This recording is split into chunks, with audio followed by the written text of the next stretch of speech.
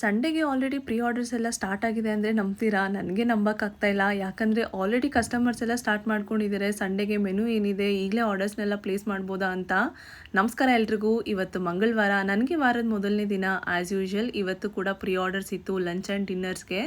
So ಎಲ್ಲ ಅಡುಗೆನೂ ಕೂಡ ಮಾಡಿ ಕಸ್ಟಮರ್ಸ್ಗೂ ಕೂಡ ಡೆಲಿವರಿನ ಅರೇಂಜ್ ಮಾಡಿದ್ದಾಯಿತು. ಆ್ಯಂಡ್ ಇವತ್ತಿನ ಮೆನು ಇದ್ದಿದ್ದು ನಾಟಿ ಕೋಳಿ ಸಾರು, ಮೊಟ್ಟೆ ಕೋಳಿ ಸಾರು ಆ್ಯಂಡ್ ಚಿಕನ್ ಬಿರಿಯಾನಿ, ಬ್ಲೆಡ್ ಕೂಡ ಮಾಡಿದ್ದೆ ಇವತ್ತು. ನನ್ನ ರೆಗ್ಯುಲರ್ ಕಸ್ಟಮರ್ ಪ್ರಿಯಾ ಮ್ಯಾಮ್ಗೋಸ್ಕರ. ಅವರಿರೋದು ವರ್ತೂರಲ್ಲಿ. ಸೊ ಅವರು ನನ್ನ ಹತ್ರ ರೆಗ್ಯುಲರ್ ಆಗಿ ಆರ್ಡರ್ ಮಾಡ್ಕೊಳ್ತಾ ಇರ್ತಾರೆ. ಸೊ ವರ್ತೂರು ಲಾಂಗ್ ಡಿಸ್ಟೆನ್ಸ್ ಅಂತ ಅಂದ್ಕೊಂಡಿದ್ದೀನಿ. ಆ್ಯಂಡ್ ಇವತ್ತು ನೋಡಿದ್ರೆ ಇನ್ನೊಬ್ರು ಕಸ್ಟಮರ್ ಹೊಸಕೋಟೆಯಿಂದ ಆರ್ಡರ್ ಮಾಡ್ಕೊಂಡಿದ್ರು. ಅವರು ಆರ್ಡರ್ಸ್ನ ಪ್ಲೇಸ್ ಮಾಡ್ಬೇಕಾದ್ರೆ ನಮ್ಮ ಲೊಕೇಶನ್ ಕಳಿಸಿ ಅವ್ರಿಗೆ ಹೇಳಿದ್ದೆ, ಮ್ಯಾಮ್ ನಮ್ಮ ಲೊಕೇಶನಿಂದ ತುಂಬ ದೂರ ಇದೆ, ನಿಮ್ಮ ಲೊಕೇಶನ್ ನೋಡಿ ಆರ್ಡರ್ ಮಾಡ್ಕೊಳ್ತೀರಾ ಅಂತ.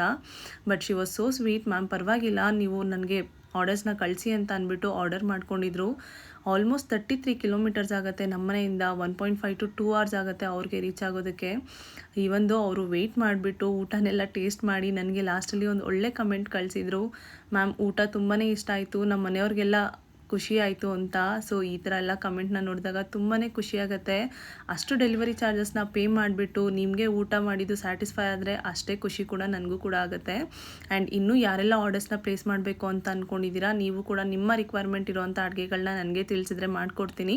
ಆ್ಯಂಡ್ ಆರ್ಡರ್ಸ್ಗೆ ಕಾಲ್ ಅಥವಾ ವಾಟ್ಸ್ಯಾಪ್ ಮಾಡಿ ನೀವು ಆರ್ಡರ್ ಮಾಡ್ಕೊಳ್ಬೋದು.